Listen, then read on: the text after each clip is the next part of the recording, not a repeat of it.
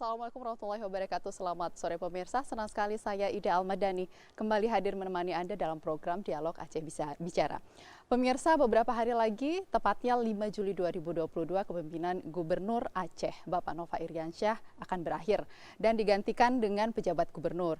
Tentu ini menjadi harapan besar bagi masyarakat Aceh untuk mendapatkan pemimpin yang mampu menyelesaikan berbagai persoalan Aceh yang belum terselesaikan oleh gubernur saat ini. Namun, apakah kemiskinan menjadi warisan dan tantangan terbesar yang akan diemban oleh pejabat gubernur nantinya? Kita akan perbincangkan pemirsa dalam Dialog Aceh Bicara hari ini bersama dengan narasumber yang telah hadir di studio. Sudah ada bersama saya Dr. Taufik Abdul Rahim, pengamat politik ekonomi. Assalamualaikum Pak Taufik. Waalaikumsalam warahmatullahi wabarakatuh. Terima kasih telah hadir di Aceh Bicara. Dan juga pemirsa sudah bersama saya yang cantik di sini Ibu Muazinah BSc MPA yang merupakan Direktur Eksekutif di Aceh Institute. Assalamualaikum Ibu Muazinah. Waalaikumsalam, selamat sore pemirsa TVRI. Terima kasih telah hadir di Aceh Bicara. Ya, Dan nanti juga akan bergabung bersama kita di sini pemirsa Bapak Hekal Afifa, Ketua Institut Peradaban Aceh. Baik, dan kami juga tidak lupa mengajak Anda pemirsa untuk dapat bergabung bersama kami di sini nantinya untuk berinteraktif melalui WhatsApp di 0821 8084 5300. Anda bisa bertanya langsung dan nanti akan dijawab oleh narasumber yang ada di studio. Dan perlu kami informasikan juga bahwa dialog interaktif Aceh Bicara hari ini terselenggara atas kerjasama TVRI Aceh dengan Yayasan Pendidikan dan Kemanusiaan Huriyah Aceh. Baik, saya ke Pak Taufik terlebih dahulu ini ya. Aceh masih dihadapkan dengan berbagai persoalan yang diantaranya masalah pendidikan, kesehatan, ekonomi, apalagi setelah COVID ini pengangguran juga meningkat, birokrasi dan lain sebagainya. Namun apakah benar warisan terbesar yang akan diemban oleh pejabat gubernur nantinya adalah masalah kemiskinan? Ya, bicara warisan tadi persoalannya sangat mendasar semua ya. Kalau bicara warisan biasanya orang akan berebut warisan gitu. Kalau itu harta. Tapi kemiskinan orang atau pejabat akan berusaha menghindari warisan kemiskinan. Tapi ini realistis ya. Kemiskinan di Aceh itu realistis. Hasil survei BPS yang selalu dirilis pada bulan Maret dan September itu realistis. Artinya untuk indikator maupun item yang digunakan untuk menilai miskin tidak miskin secara makro baik ekonomi dan kehidupan masyarakat itu kabupaten 43 item yang digunakan untuk sebagai pertanyaan yang harus dicari atau disurvei. Sementara untuk kota itu 53. Jadi di situ sudah mencakup semua sandang, pangan, papan dan kebutuhan sehari-hari. Dan yang paling menonjol adalah kemiskinan yang dijadikan survei itu adalah pangan, papan, sandang, termasuk transportasi. Jadi kalau indikator yang demikian rapat ya banyak ternyata secara nasional, meskipun itu indikatornya secara makro nasional, tapi itu juga menjadi penilaian di Aceh. Nah oleh karena itu kalau dikatakan warisan, saya pikir bukan hanya pejabat sekarang ke pejabat yang akan datang menjadi PJ. Beberapa pejabat sebelumnya juga mengantongi kemiskinan yang 2019 itu 14,35%. Kemudian turun menjadi 13,53%. Terakhir, rilis terakhir yang bulan Maret itu diekspos bulan Mei itu naik lagi menjadi 15,86%. Nah artinya apa? Sebagai indikator akademis atau intelektual ini bisa diterima karena selama ini yang terus melakukan survei dan update survei itu adalah BPS. Lembaga lain tidak.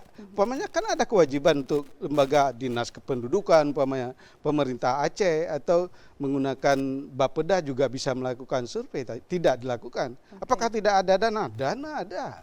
Saya pikir anggaran itu besar. Bisa disisihkan untuk melakukan survei apakah benar data BPS.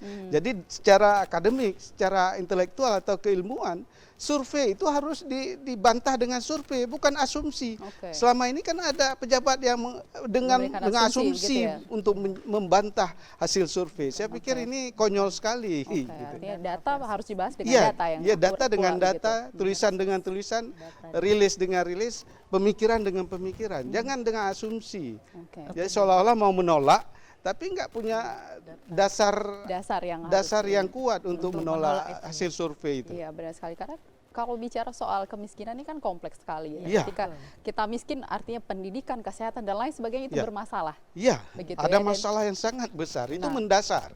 Itu kan sektor yang sangat mendasar dalam kehidupan masyarakat dan kita. Gitu. Mungkin saja kalau diukur dengan cara yang lain, umpamanya BPS menentukan konsumsi kalori 2.000 atau 2.500 2.500 kalori per kapita per hari. Mungkin saya juga miskin Oke. gitu. Kalau World Bank itu kan $2 per kapita per hari. Iya. Itu berarti kita miskin. Miskin. Paling-paling kita tadi makan satu ikan, satu nasi Iya. yang sebatas yang sudah tertakar. Dan kalau ada sayur itu pun kalau ada. Iya. Belum lagi buah, susu dan lain-lain sebagainya. Bisa masuk Yang kalau kita di survei dan dilihat secara realistis apakah kita miskin, mungkin saja miskin. Miskin. Kan? Oke. Baik, pemirsa sudah bergabung bersama kita Bapak Haikal Afifa, Ketua Institut Peradaban Aceh. Assalamualaikum Pak Haikal. Assalamualaikum. Terima kasih telah hadir di Aceh Bicara. Sama-sama. Baik, kita tadi sudah mulai pembicaraan terkait dengan tema kita hari ini, yaitu warisan kemiskinan dan tantangan PJ Gubernur. Nanti kita akan lanjutkan lagi setelah azan sholat asar berikut. Dan pemirsa, setelah jeda berikut kami akan kembali. Ya, pemirsa, kami kembali dalam Aceh Bicara dan kami kembali informasikan bahwa dialog Aceh Bicara hari ini terselenggara atas kerjasama TVRI Aceh dengan Yayasan Pendidikan dan Kemanusiaan Huriah Aceh. Dan kami kembali mengundang Anda untuk dapat berinteraktif bersama kami di sini melalui WhatsApp di 0821 8084 5300. Baik, kita lanjutkan perbincangan kita tadi. Saya ke Bu Inah ya. Kalau Ibu lihat bahwa kondisi kemiskinan ini memang masih menjadi problem terbesar gitu, dan ini akan diemban oleh pejabat nantinya. Namun kalau kita melihat tugas PJ ini kan sebenarnya nantinya adalah mensukseskan pemilu pilkada di 2024. Ini seperti apa Bu Inah melihatnya? Kalau tadi Pak Taufik bilang ada warisan yang sangat kita idam-idamkan, itu adalah warisan keluarga gitu. Tapi kalau warisan kemiskinan Aceh ini saya pikir sebenarnya konteks Aceh hari ini PR-nya itu bukan persoalan kemiskinan saja. Itu yang Oke. perlu dipahami oleh masyarakat Aceh dan pemerintah pusat. Kalau kita mau lihat ranking atau prestasi terburuk Aceh itu banyak. Kita narkobanya juara, stuntingnya juara, kekerasan seksual juara, orang gila kita juara hampir banyak. Tapi hal-hal itu saya pikir itu bukan menjadi aib untuk pemerintah Aceh atau kita lah semua masyarakat, tapi bagaimana sama-sama ini kita perbaiki. Tapi kenapa tumpuannya menjadi kita fokuskan di pemerintahan? Karena pemerintahan yang punya anggaran, yang punya SDM, yang dia sudah dimandatkan oleh masyarakat secara sah untuk menyelesaikan ini. Jadi nggak ada cerita pemerintah tuh angkat tangan atau lempar anduk, itu nggak boleh. Karena kalau kita bicara amanat konstitusi saja itu bahwa disampaikan bahwa proses memelihara fakir miskin, anak-anak terlantar itu semuanya harus diurus negara. Sama dengan konteks Aceh hari ini, saya pikir tadi bahwa mungkin kalau Pak Taufik bilang di tahun sebelum-sebelumnya turun gitu, kemudian naik lagi terlepas alasannya pandemi dan sebagainya, tapi memang kalau kita lihat secara persen memang kita tinggi Pak, 15, itu lebih tinggi dari angka nasional. Kalau rata-rata kemiskinan nasional itu 7. Dan saya pikir ini adalah problem tata kelola pemerintahan kita yang memang kurang dalam pengentasan kemiskinan. Saya bisa lihat itu dari proses misalnya laporan Badan Akuntansi Publik DPR RI. Dari porsi-porsi alokasi dana otsus itu kita bisa lihat hanya sekian persen kecil sekali untuk proses pengentasan kemiskinan. Sehingga porsinya itu adalah di infrastruktur, ekonomi, kemudian sosial, kemiskinan, baru keistimewaan Aceh. Dari sini saja kalau saya yang misalnya bisa melihat, ya memang kita nggak fokus dalam proses itu. Maka saya tadi bercanda dengan Pak Taufik, ada mungkin banyak orang melihat bahwa ya kemiskinan ini menjadi objek. Kenapa menjadi objek? Jadi seolah-olah semua orang ini perlu masih perpanjangan otsus karena kemiskinan masih tinggi. Itu yang sebenarnya mau ditarik garis korelasinya bahwa ini masih miskin, kami butuh dana otsus. Sebenarnya yang mau kita lihat itu adalah udah banyak dana otsus kok nggak dipakai gitu. Kalaupun fine bahwa ada porsi alokasi untuk infrastruktur yang lebih tinggi, kita mesti cross check, mesti monef, apakah infrastruktur ini hal-hal yang memang menunjang untuk mengurangi angka kemiskinan itu. Tapi itu kan kita nggak terima, misalnya berapa jembatan yang dulunya dibom misalnya masa konflik itu dibangun dengan dana otsus karena untuk mempermudah proses masyarakat menjual hasil tanamnya dan sebagainya, itu juga kita nggak temukan secara detail gitu untuk dirilis oleh pemerintah. Jadi itu yang menurut saya bahwa warisan ini kalau saya pesimis untuk bisa harap di PJ. Di PJ, Karena ini berat gitu dan nggak mungkin PR yang hampir belasan tahun akan diselesaikan dengan 2,5 tahun. Belum lagi dengan polemik bahwa apakah PJ yang tanda kutip dititipkan oleh pemerintah pusat itu benar untuk menyelesaikan proses penyelenggaraan pemerintah Aceh atau cuma disiapkan untuk ketertiban dan keamanan pemilu misalnya. Itu yang masih dilihat. Jadi memang tata kelola kita yang mesti menjadi PR gitu. Jangan sampai kemiskinan adalah objek. Itu mungkin dari saya. Menurut Bang Haikal menanggapi apa yang disampaikan oleh Kak Inah bahwa memang harapan besar sebenarnya untuk PJ gubernur yang akan memimpin setelah Pak Nova Riansyah nanti, tapi ada rasa pesimis gitu untuk menyelesaikan berbagai seabrek persoalan di Aceh saat ini. Tanggapan dari Bang Haikal gimana? Ya kalau dibilang rasa pesimis ya, artinya sebenarnya bukan sekedar PJ saja yang kita pesimis, bahkan dari pemerintah-pemerintah sebelumnya mungkin justru pembuktian pasca perdamaian dan pasca bencana, pembangunan di Aceh justru tidak merata juga. Artinya rasa pesimis kita itu sudah kita rawat sampai sekarang. Kemudian kita ingin menaruh harapan itu di PJ gubernur ini. Itu memang bukan tidak mungkin ya. Artinya sama juga. Harapan kita sama. Justru rasa optimis kita itu jadi lebih kecil. Nah, kalau menurut saya, kalau kita ingin melihat PJ, persoalan yang terjadi di sini itu sebenarnya tidak semata-mata persoalan ekonomi. Jadi kalau bicara kemiskinan misalnya juga tidak semata-mata seperti yang disampaikan oleh Ina tadi, persoalan kemiskinan semata yang terjadi di Aceh. Karena memang itu persoalan yang sudah menjadi mata rantai, yang diwarisi turun-temurun, tidak hanya sekedar oleh pejabat daerah, katakanlah dalam hal ini pemerintah Aceh, itu juga diwariskan oleh pemerintahan pusat gitu. Nah, artinya sistem ini, kemiskinan ini terjadi secara sistematis dan terstruktur memang. Nah, menarik bagi saya itu tidak melihat kemiskinan ini dalam bentuk angka. Saya ingin melihat persoalan terjadi di Aceh itu kita miskin secara mental dan miskin secara moral. Sehingga berimbas kepada hal-hal yang sifatnya ketata pengelolaan pemerintahan. Sehingga sulit untuk mewujudkan good governance itu atau clean governance dalam tata kelola pemerintah. Karena mental birokrasi kita, mental pejabat kita, siapapun tersistem memang seperti itu untuk memiskinkan Aceh secara keseluruhan, bahkan secara nasional memang.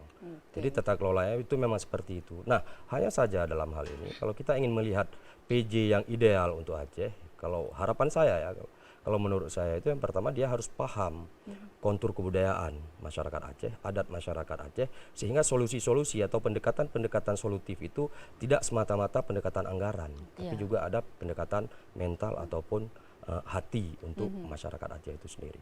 Garis besarnya adalah mental dan hati nurani di sini yang harus benar-benar bisa dibenahi. Betul. Begitu ya. Baik, ada beberapa WhatsApp yang sudah masuk, kita akan jawab.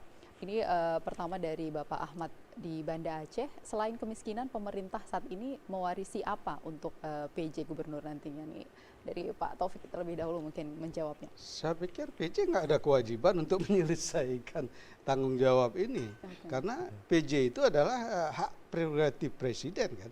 Kepentingannya adalah kepentingan politik pusat. nggak ada urusan dia dengan Aceh. Mungkin juga ini kan PJ ini juga sekarang berebut kan. Siapa ya? Mohon maaf saja itu beredar di belakang bahwa siapa yang berani store besar gitu. Iya. Jadi ini kan juga Deal-dealnya ya. selama 3 bulan ke depan dia menjadi PJ, tanggung jawab dia hanya ke pusat, nggak ada urusan dengan rakyat Aceh. Apalagi dia bukan dipilih oleh rakyat Aceh, orang yang ditunjuk. Nah kewajiban dia ke sana apa saja umpamanya? Apakah ada kewajiban itu di belakang dia itu ada oligarki politik dan ekonomi? Itu yang harus dia selesaikan, termasuk pada presiden.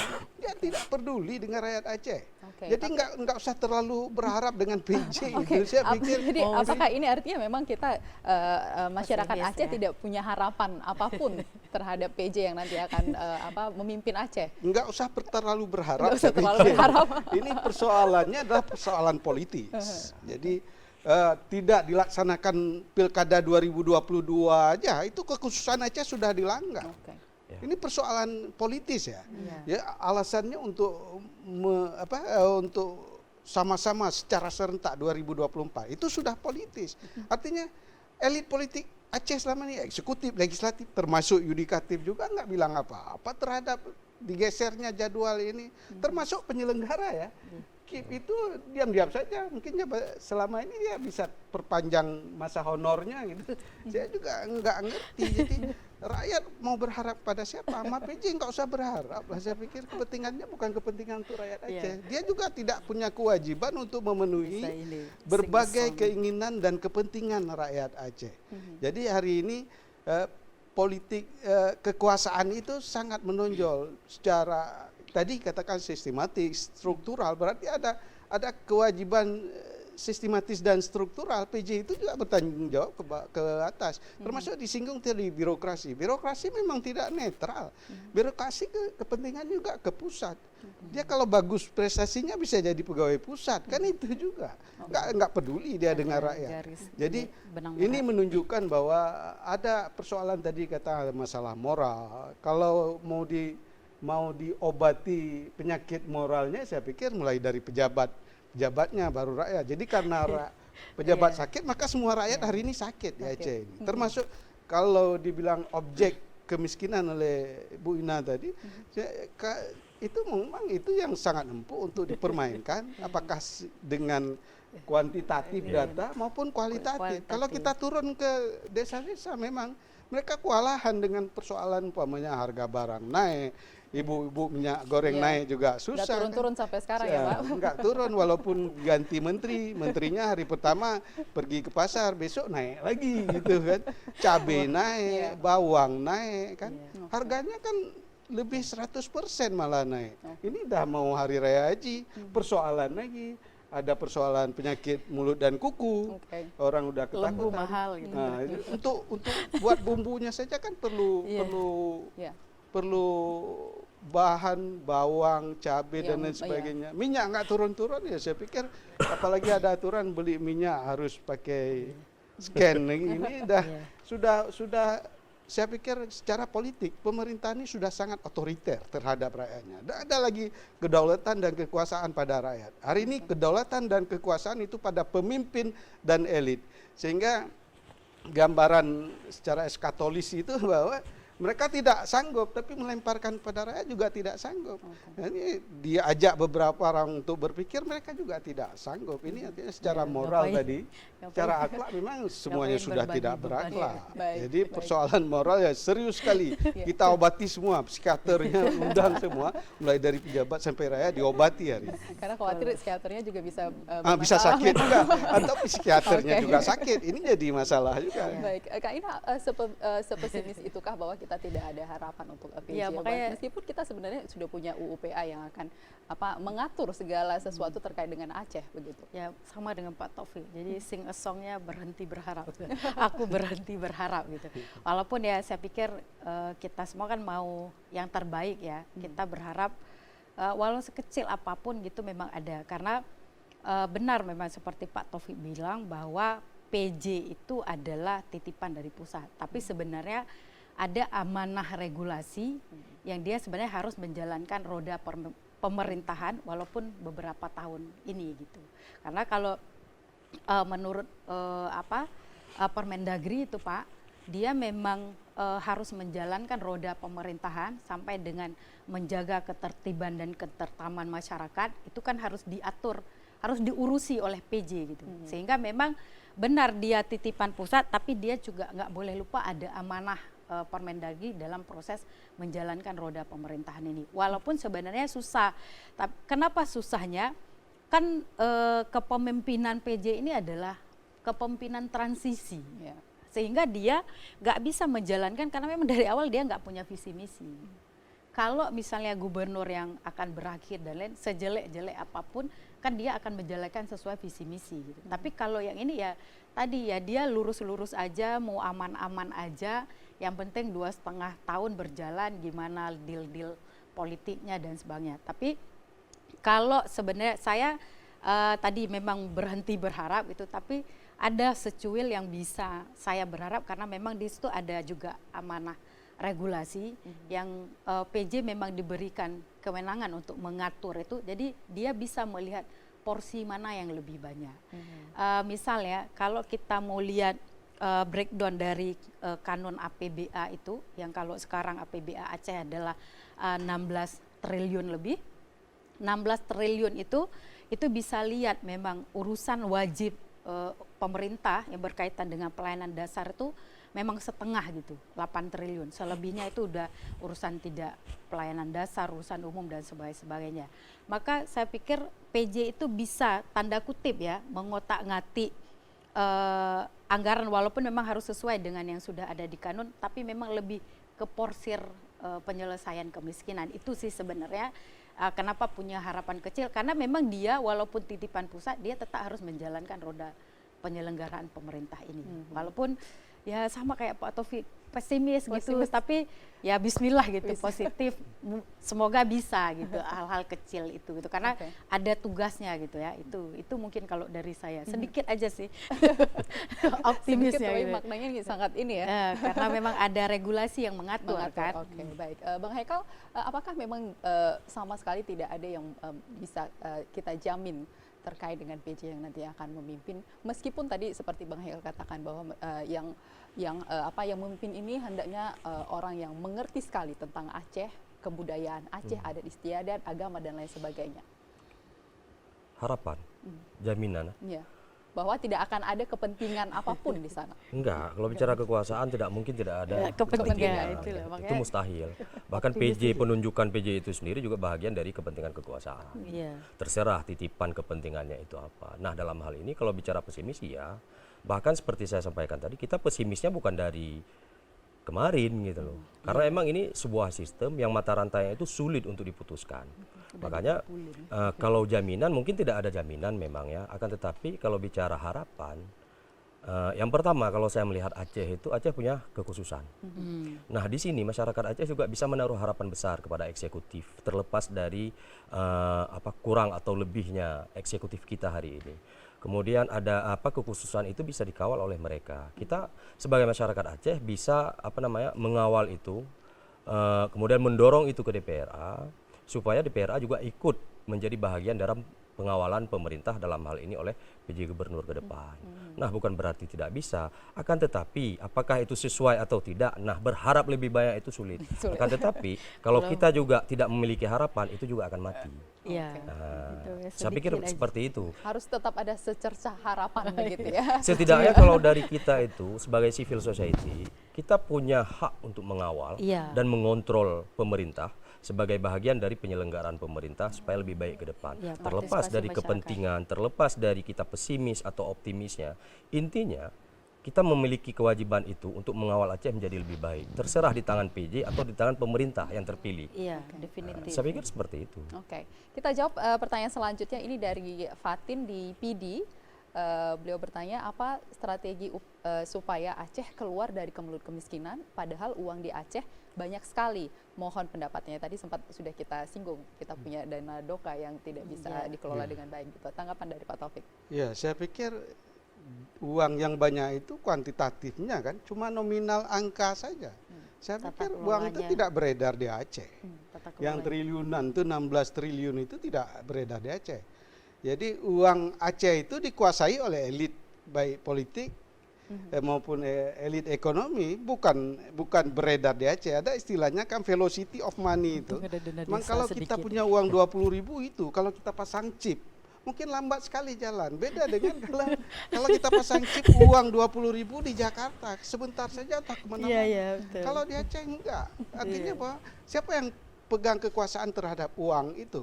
Jadi jangan terjebak dengan angka nominal itu ya. Saya pikir kita selama ini selalu katakan uang Aceh banyak. Apa uang otonomi khusus. Itu hampir 80% itu untuk belanja pegawai. Jadi kalau 16 triliun, 17 triliun itu 9 triliun atau 10 triliun itu belanja pegawai, bukan untuk masyarakat.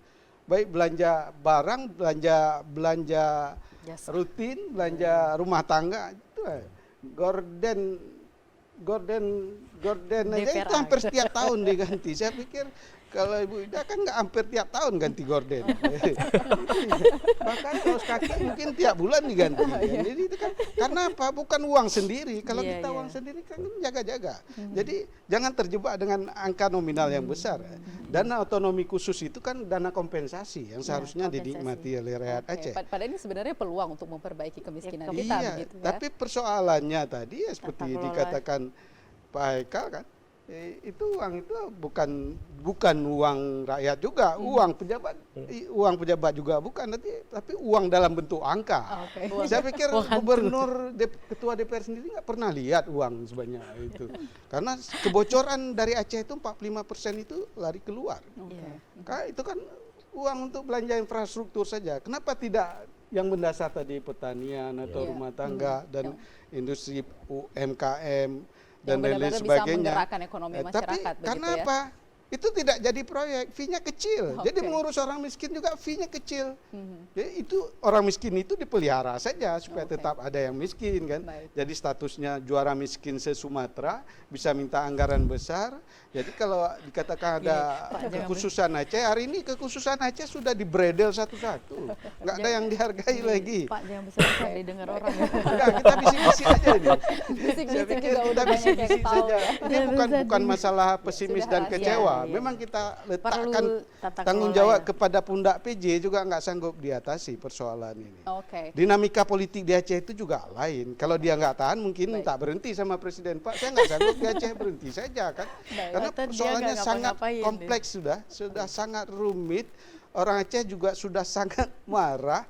Apakah marahnya kepada penguasa masa lalu atau penguasa yang akan datang? Tapi yang jelas bahwa sudah sangat marah dengan yang secara realistis, rasional. Hari ini rakyat untuk beli cabai saja menjerit-jerit, beli ikan, beli beras dan lain sebagainya. Itu kebutuhan pokok.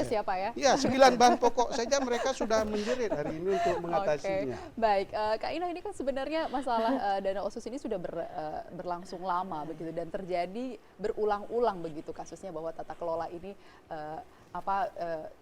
tidak baik begitu ya, dan tentunya ini kan dilakukan pengawasan tidak hanya dari DPRA tetapi juga dari masyarakat juga lembaga-lembaga independen seperti ini. Nah, ini kenapa bisa berulang-ulang terjadi? Apakah audit ini sebenarnya harus khusus dilakukan agar dana ini bisa dikelola dan tepat sasaran gitu? Kalau saya lihat, kalau tadi khusus yang memang doka ya, sebenarnya kalau lihat perputaran ekonomi kan nggak hanya doka, misalnya kita punya dana desa dan sebagainya. Tapi kalau Pak Taufik bilang memang kita lihat yang besar-besar itu nggak ada di Aceh gitu. Jadi perputarannya ya cuma yang kecil-kecil saja gitu.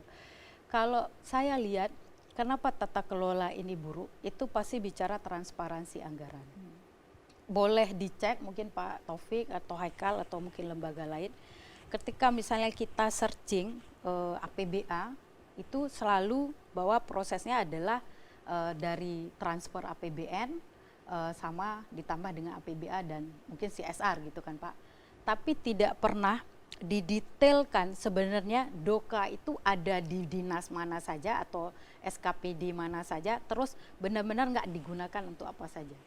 Saya pikir apakah di saya yang secara pribadi saya tidak menemukan itu, jadi saya bisa bilang bahwa itu memang karena kurang transparansi anggaran, sehingga kita nggak ketemu nih titik mengatasi kemiskinannya ada di mana. Nah, itu yang selama ini kan memang kita tahu yang badan akuntansi DPR RI itu memang lihat bahwa prosesnya infrastruktur, kemiskinan, ekonomi, pemberdayaan masyarakat dan sebagainya memang hanya bermain di ranah persen-persen saja gitu. Tapi tidak memang dikhususkan, misal ya, saya pengen sekali pemerintah Aceh khusus secara pribadi, saya meminta sekali ke pemerintah Aceh, bisa nggak kita dapat misalnya 8, triliun sekian untuk tahun ini, atau dimulai dari 2008 3,5 triliun sekian, itu dananya kemana saja, bisa nggak kita dapat, sehingga nanti garisnya ketemu yang disampaikan Pak Taufik, uang itu muter di mana. Ketika uang itu ketemu, maka ini bisa kita lihat penyelesaiannya. Itu makanya apakah itu mau dibuka oleh PJ? Waduh, saya angkat tangan sekali. Terima kasih sekali kalau PJ mau berani ya Pak, atau gimana mau buka itu gitu. Karena itu penting untuk melihat sehingga ini tepat sasaran nggak Doka ini. Sehingga boleh ditanya, nggak banyak masyarakat Aceh yang tahu apa sih Doka, sehingga orang yang selama ini sangat memperjuangkan misalnya revisi UU PA dan sebagainya untuk otsus itu diperpanjang seumur hidup, ya cuman elit. Masyarakat nggak banyak yang tahu. Karena memang kenapa masyarakat nggak menyentuh mereka gitu. Tapi coba kalau memang masyarakat Aceh sudah menyentuh semua mereka, baru orang akan sepakat misalnya apa kepentingan revisi UU PA. Beda ya kalau dulu orang Aceh semua berkumpul dengan konteks dia mau UU PA itu karena memang punya permasalahan yang sama. Tapi hari ini terbagi. Ya orang menganggap yang nikmati Doka itu ya cuman elit. Sehingga masyarakat nggak peduli lagi lah. Ini yang penting harga ikan murah, harga beras dan bisa makan gitu. Ya, jadi bisa makan. Kalau saya lihat memang transparansi dari pengelolaan anggaran di Aceh itu masih belum maksimal. Baik, Bang Haikal, ini kan bentuk dari kegagalan dari pemimpin kita dalam mengelola keuangan daerah begitu. Dan tentu ada strategi sebagai bentuk upaya untuk menyelesaikan persoalan kemiskinan. Kalau menurut Bang Haikal, apa yang bisa dilakukan oleh pemerintah saat ini untuk masalah kemiskinan ini? Ya, yang pertama, kalau saya secara pribadi ya, saya orang nggak percaya statistik. Mungkin di sini agak berbeda saya dengan Pak Taufik. Oke. Saya tidak percaya statistik. Artinya bagi saya statistik itu juga bagian dari alat kekuasaan, kepentingan. Artinya ketika ingin di-framing menjadi termiskin bisa di-framing, menjadi terkaya juga bisa di-framing. Artinya kekuasaan di sini bekerja secara masif dan tersistem. Nah, apa yang pembangunan yang bisa dilakukan itu yang pertama, saya sepakat dengan Pak Taufik, tidak melulu hanya soal infrastruktur. Yeah. Persoalan ini kan dari pasca tsunami, pasca konflik ketika Aceh dihantam oleh tsunami, kemudian masuk NGO, kemudian masuk United Nations dan lain sebagainya. Semua uang itu beredar di Aceh. Bahkan gajinya itu standar dolar dan lain sebagainya. Akan tetapi dalam proses rekonstruksi yang dilakukan di Aceh juga, lagi-lagi mental kita juga tidak membuktikan kita mampu. Artinya banyak dana-dana tsunami itu tidak jelas peruntungannya. Dana pembangunan tsunami juga seperti itu, rehab rekon dan lain sebagainya. Kemudian diwarisi lagi pasca perdamaian dalam pembangunan, di mana pada elit dari kombatan misalnya yang kemudian menjadi pemimpin di Aceh juga banyak hal-hal yang memang tidak menjamin pembangunan itu sendiri. Nah, dalam hal ini kalau dilihat dari PJ itu sendiri juga sama. Jadi logikanya seperti ini kalau menurut saya. Misalnya PJ punya etikat baik misalnya, atau pemerintah punya etikat baik dalam hal ini eksekutif misalnya punya etikat baik untuk membangun Aceh. Akan tetapi di struktur eksekutif itu sendiri, gubernurnya misalnya baik, punya etikat baik, sekdanya nggak bagus. Sekdanya bagus, kemudian punya visi yang sama, tujuan pembangunan yang sama, kepala dinasnya bermain. Jadi ini suatu sistem yang sulit untuk diubah dalam proses pengelolaan anggaran. Kita punya banyak duit, tetapi kita miskin cara berpikir untuk menggunakan itu. Sehingga efeknya itu masyarakat seperti Ina katakan tadi. Ya, publik nggak mau tahu dia apa istilah Doka, berapa silpa, nggak ada urusan publik. Publik dia cabai jual murah, minyak goreng murah, telur oke. Nah, sekalipun itu mahal juga publik bakal beli. karena itu memang kebutuhan. Gitu. Sama seperti perdamaian, orang publik Aceh itu berharap damai, yang mereka tahu damai itu kan bisa keluar malam, jualan sampai jam 3 malam, nggak ada pemeriksaan, nggak ada lagi sweeping dan lain sebagainya. Ya bagi publik itu udah damai. Persoalan ada elit yang bermain itu bukan persoalan yang harus dipikirkan oleh publik. Gitu. Nah begitu juga dengan bicara pengalokasian anggaran. Jadi masyarakat Aceh juga nggak punya harapan muluk-muluk di sini harus dibangun ini. Cuma yang satu harus digarisbawahi, ketika publik, masyarakat, rakyat jenuh terhadap kezaliman, terhadap kepemimpinan yang otoriter dan lain sebagainya, di satu titik masyarakat itu akan melawan. Terserah bagaimana bentuk perlawanannya. Nah sehingga ini kita berharap ini tidak terjadi ke depannya, mewarisi konflik-konflik kembali yang akan terjadi di Aceh.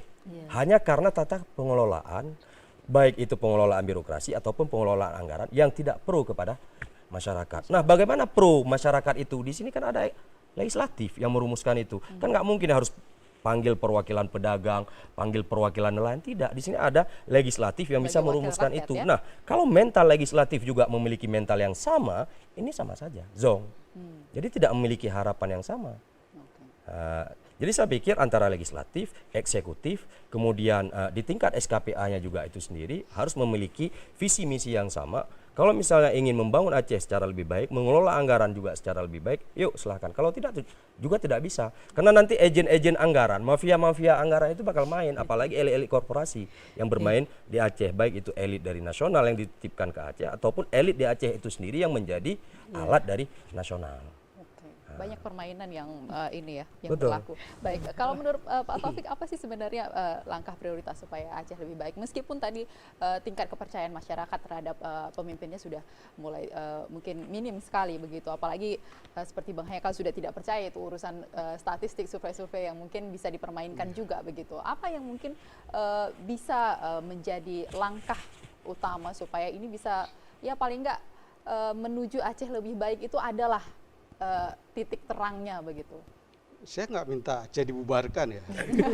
Tapi persoalan ini apalagi ada akademisi nggak percaya angka, nggak percaya statistik, itu kan cuma alat analisis saja. Jadi nanti breakdownnya ke bawah adalah apakah kuantitatif atau kualitatif. Yang angka-angka itu tidak percaya, tapi yang kualitatif empirik kita bicara dengan masyarakat apa persoalannya itu harus kita percaya karena ini real. Kita yang berpikir secara rasional realistis ini akan tidak seperti tadi, tidak berharap terlalu banyak karena belum kejadian kan. Jadi yang berpikir rasional realistis itu kejadian yang dilihat.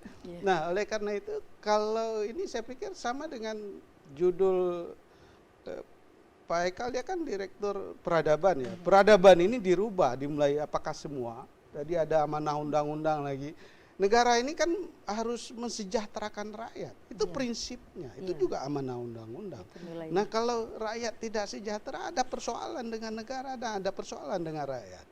Nah, kalau kita lihat teori Montesquieu itu bukan saja eksekutif, legislatif, yudikatif juga kita jadi tanda tanya besar hari ini. Sudah dipanggil tapi ditangkap. Mudah-mudahan sesudah itu insya Allah ditangkap. Saya juga nggak tahu. Karena sudah diperiksa. Ini semua alat-alat juga kan. BPKP sudah menyatakan ada penyelewengan. BPKRI juga menyatakan ada penyelewengan. Beberapa lembaga ataupun pegiat anti korupsi juga sudah memberikan laporan, banyak laporan, mungkin banyak sudah laporan itu juga nggak ada action, jadi rakyat juga sudah pesimis semua. Diproses. Akhirnya ya rakyat hari ini memang hidup subsisten. Kita kan harus berjuang untuk hidup kan, bukan akhirnya kalau mau makan ya makan, berjuang untuk bisa makan, bukan makan untuk hidup lagi. Jadi ini jadi sangat rumit dan sangat kompleks persoalan di Aceh. Nah kalau kita berharap banyak juga ya nggak perlu terlalu berharap banyak. Tadi juga sama, alat juga itu. Alat kekuasaan pusat yang hari ini dititipkan kepada PJ dia tunduk patuh kepada pusat, nggak ada urusan dengan rakyat. Orang rakyat Aceh hari ini miskin, sengsara. Wah itu kan nanti dia mulai nyanyi kayak ulu lagi kan, berputar-putar nggak selesai masalah Aceh. Itu kayak ulunya juga ada. Tanggung jawabnya tidak pada rakyat Aceh dan tidak pada Aceh. Apalagi meskipun dikatakan nanti kita inginkan orang yang paham tentang Aceh, putra Aceh, kelahiran Aceh. Oke. Dia Meskipun sudah di sekarang sudah pusat. digaungkan beberapa nama yang Iya, putra Aceh yang ya kalau nanti terpilih dengan SK Presiden itu kebetulan saja, bukan karena mendengar, karena PJ itu bukan demokratisasi politik, Iya. dia ditunjuk. Berarti Jadi nampak bahwa agennya menang berarti.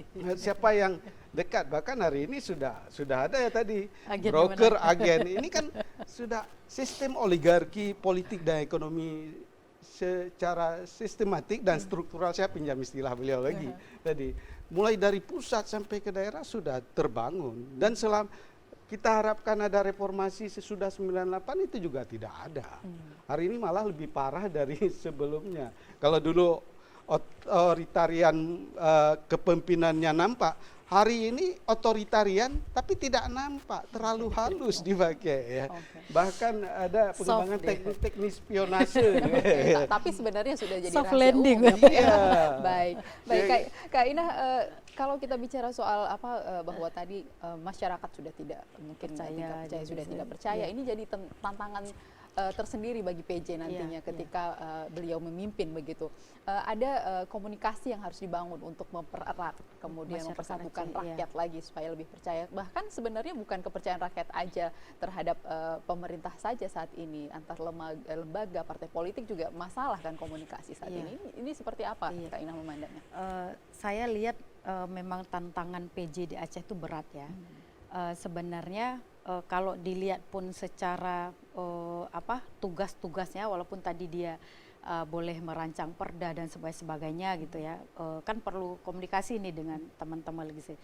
Sebenarnya dia juga ada beberapa kewenangan-kewenangannya yang dibatasi gitu. Makanya berat sekali memang harapan kita kalau harus menyelesaikan persoalan Aceh ini di PJ.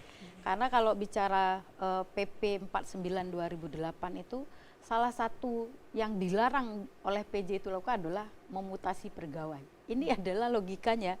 Kalau 2 tahun setengah ini ada pegawai yang tidak baik kinerjanya, PJ ya udah diam aja, terserah mau habis anggaran Aceh dan sebagainya.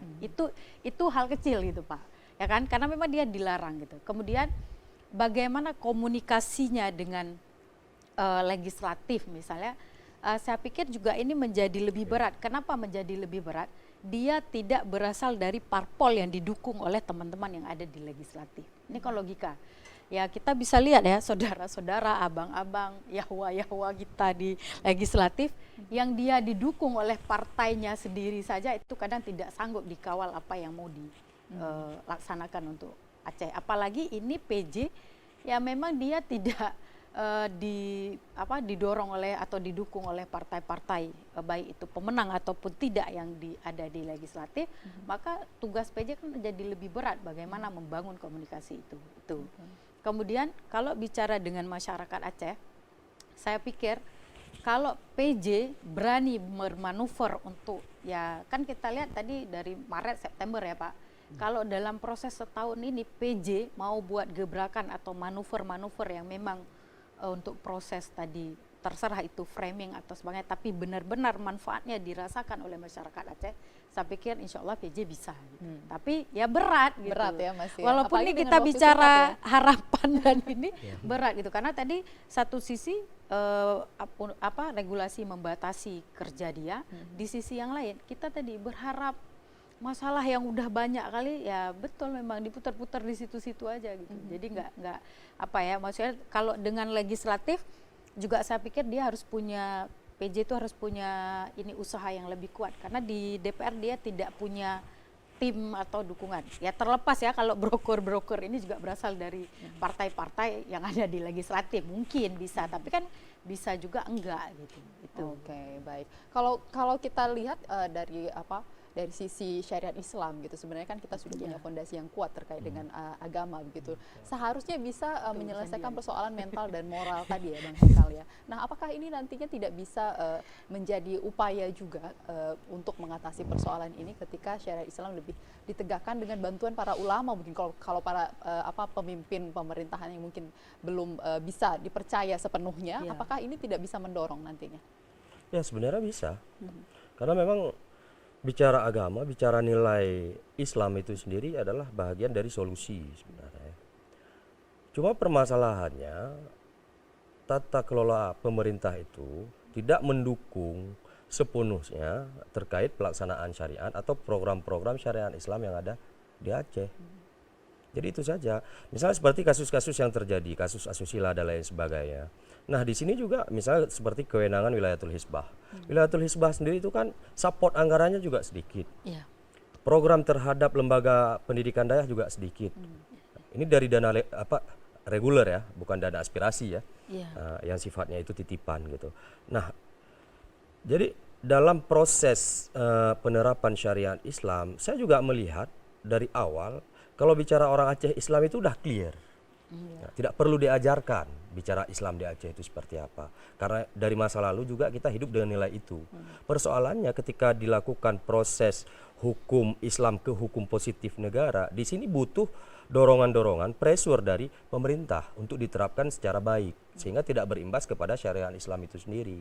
Apakah tidak menjadi harapan? Bisa, memang seharusnya nilai keagamaan yang kemudian menjadi nilai adat dan nilai hidup orang Aceh, justru itu menjadi solusi dalam kehidupan bernegara bagi masyarakat Aceh.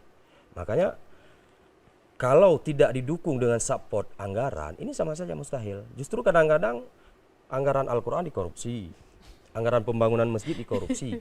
Persoalannya bukan syariat Islam yang salah, tapi mental birokratnya, mental manusianya yang bermasalah. Nah, ke depan bagaimana orang yang bermental seperti ini tidak masuk di dalam tataran birokrasi di Aceh. Nggak bisa mutasi pegawai tadi. Nah, itulah persoalannya lagi terhambat dengan regulasi. Nggak Nah, bisa dalam hal mutasi ini, pegawai. kalau menurut saya itu, yang pertama, legislatif harus bisa pastikan kewenangan Aceh itu terjaga. Ya. Cuma seperti kata Pak Taufik tadi, di masa pemerintahan sebelumnya saja ada kewenangan-kewenangan yang bisa tidak bisa dikawal, apalagi di masa PJ. Nah, saya sepakat seperti Pak Taufik, artinya dia menjadi alat pusat yang ada di daerah, ya kan? Nah dalam hal ini daerah DPRA sebagai legislatif harus memastikan kewenangan Aceh itu harus terjamin untuk dijaga. Nah, permasalahannya kalau ini tidak dijaga, ini akan terjadi dualisme kewenangan. Ya. PJ berbicara dia kepentingan pusat dengan regulasi pusatnya, nggak tahu persoalan bahwa di Aceh pernah ada konflik, kemudian ada UUPA yang menjadi leg spesialis atau kekhususan. Nah DPRA juga seperti sibuk dengan advokasi UUPA, advokasi kewenangan dan lain sebagainya. Lagi-lagi di sini menyita anggaran gitu kan. Nah persoalan ini kalau tidak selesai justru ini tidak akan sinkron. Lagi-lagi kita masyarakat menjadi korban. Makanya rasa apatis publik itu sudah di titik tertinggi. Nah, dalam hal ini menjadi tugas kita bersama, apakah nilai keislaman itu bisa dijadikan budaya atau tidak di dalam pengelolaan pemerintah atau nilai hidup kita. Kalau tidak ya sama saja, apapun sama saja, juga tidak bisa. Karena persoalan misalnya korupsi, itu persoalannya di niat. Kenapa bisa terjadi korupsi? Karena tamak. Hansip-sip. Iya. Nah, ya kan? Baik. Sudah ada mobil, pin beli helikopter, wah ada helikopter, pin beli pesawat. Jadi keinginan itu memang tidak akan cukup gitu loh. Oke, Jadi mental ini yang harus Oke, diperbaiki. ya. Jadi jangan sampai ini seperti lingkaran setan ya. Balik lagi. Bukan jangan masalahnya sampai, sudah jadi lingkaran setan. Sudah jadi.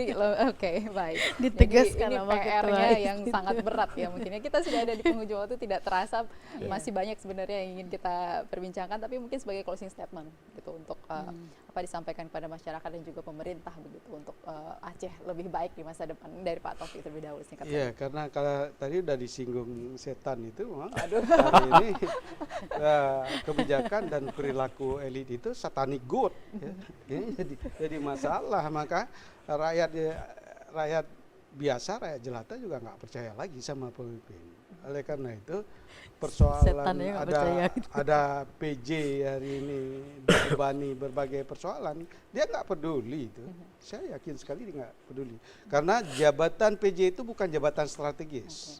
Jadi dia tidak bisa ambil kebijakan politik strategis, kebijakan anggaran strategis, kebijakan perbaikan kepada masyarakat secara strategis, sehingga ya seperti tadi kalau kita berharap pada ulama selama masa konflik itu peran ulama dirusak sehingga banyak orang tidak percaya kepada ulama.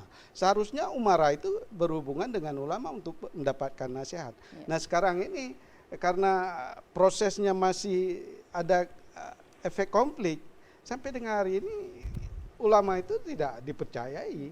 Hanya perlu ulama kalau nanti pesiju umpamanya minta doa, mau duduk ada jabatan. Saya yakin sekali PJ begitu sampai dan dilantik dia cari ulama nanti supaya dia bisa aman di belakang ulama. Karena nanti kalau nggak diserang oleh masyarakat. Oleh karena itu ini jadi problemnya sangat serius. Jadi closing statement saya pikir cobalah kepada PJ buka hati dan pikirannya. Hari ini dia punya tanggung jawab bukan saja kepada pusat, dia kan tunduk patuh pada pusat, tapi juga punya hati nuraninya untuk rakyat Aceh yang hari ini sudah sangat sengsara. Karena pejabat yang saat ini sudah sangat menyengsarakan Aceh juga. Baik, yang terakhir dari Kak Ina. Kalau saya titip pesan ke pemerintah pusat, siapapun yang mau dititip di Aceh, terlepas orang Aceh, bukan Aceh, militer, sipil, tapi yang memang dia untuk mensejahterakan masyarakat Aceh. Itu saja. Baik, terakhir dari Bang Haikal. Kalau menurut saya itu ada satu teori bernegara yang ingin saya sampaikan, yaitu dasar negara itu adalah masyarakat. Baik. Artinya negara itu harus menjadi jembatan untuk kepentingan masyarakat. Nah, jadi masyarakat di atas baru kemudian negara. Artinya masyarakat yang menentukan lahirnya negara. Nah, ketika ini menjadi sebuah komunitas negara, jangan sampai negara menjadi alat masyarakat menjadi alat dalam bernegara sehingga selalu masyarakat menjadi korban dan diperalat oleh sistem negara. Jadi ini penting. Baik, terima kasih Pak Taufik, Kak Ina dan juga Bang Haikal atas waktunya. Dan pemirsa, demikian tadi perbincangan kita. Terima kasih kami ucapkan bagi pemirsa yang sudah berinteraktif melalui WhatsApp bersama kami dan juga bagi pemirsa yang sudah menyaksikan kami selama 1 jam. Dan akhirnya saya Ida Al-Badani beserta kru yang bertugas mengucapkan terima kasih atas kebersamaan Anda. Sampai jumpa. Assalamualaikum warahmatullahi wabarakatuh.